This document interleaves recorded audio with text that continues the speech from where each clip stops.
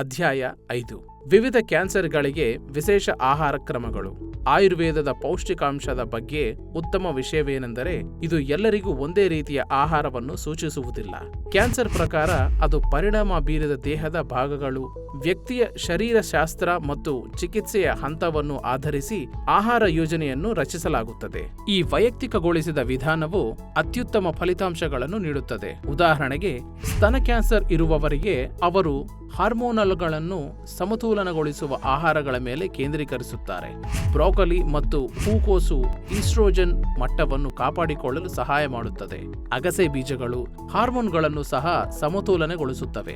ಜೀರ್ಣಕಾರಿ ಕ್ಯಾನ್ಸರ್ಗಳಿಂದ ಬಳಲುತ್ತಿರುವವರಿಗೆ ಮುಖ್ಯ ಗಮನವು ಜೀರ್ಣಕಾರಿ ಬೆಂಕಿಯನ್ನು ಪುನಃ ಸ್ಥಾಪಿಸುವುದರ ಮೇಲೆ. ಅವು ಗಂಜಿಯಂತಹ ಹಗುರವಾದ ಆಹಾರದೊಂದಿಗೆ ಪ್ರಾರಂಭಿಸುತ್ತವೆ. ರಾತ್ರಿ ಮಲಗುವ ಮೊದಲು ತ್ರಿಫಲಾ ಪುಡಿಯನ್ನು ಸೇವಿಸುವುದು ಜೀರ್ಣಾಂಗ ವ್ಯವಸ್ಥೆಯನ್ನು ಶುದ್ಧೀಕರಿಸಲು ಸಹಾಯ ಮಾಡುತ್ತದೆ.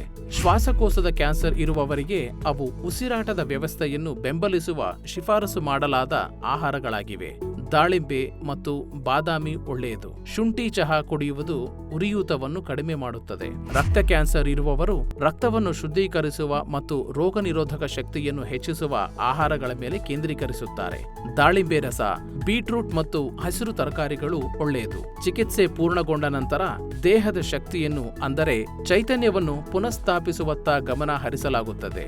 ಇದಕ್ಕಾಗಿ ಚ್ಯವನ್ಪ್ರಶ್ ಮತ್ತು ಅಶ್ವಗಂಧದಂತಹ ರಾಸಾಯನಿಕ ಗಿಡಮೂಲಿಕೆಗಳು ಅದ್ಭುತಗಳನ್ನು ಮಾಡುತ್ತವೆ. ಹೀಗಾಗಿ ಆಯುರ್ವೇದವು ಪ್ರತಿ ಹಂತದಲ್ಲೂ ಆಹಾರದ ಮೂಲಕ ಸಮಗ್ರ ಆರೋಗ್ಯವನ್ನು ಒದಗಿಸಲು ಪ್ರಯತ್ನಿಸುತ್ತದೆ. ಇದು ಕೇವಲ ಆಹಾರವಲ್ಲ, ಇದು ನಮ್ಮ ದೇಹದೊಂದಿಗೆ ನಾವು ನಡೆಸುವ ಪ್ರೀತಿಯ ಸಂಭಾಷಣೆಯಾಗಿದೆ. ನಾವು ಪ್ರೀತಿಯಿಂದ ತುತ್ತನ್ನು ಔಷಧಿಯಾಗಿ ತೆಗೆದುಕೊಂಡಾಗ ಆರೋಗ್ಯವು ನಮ್ಮದೇ ಆಗುತ್ತದೆ.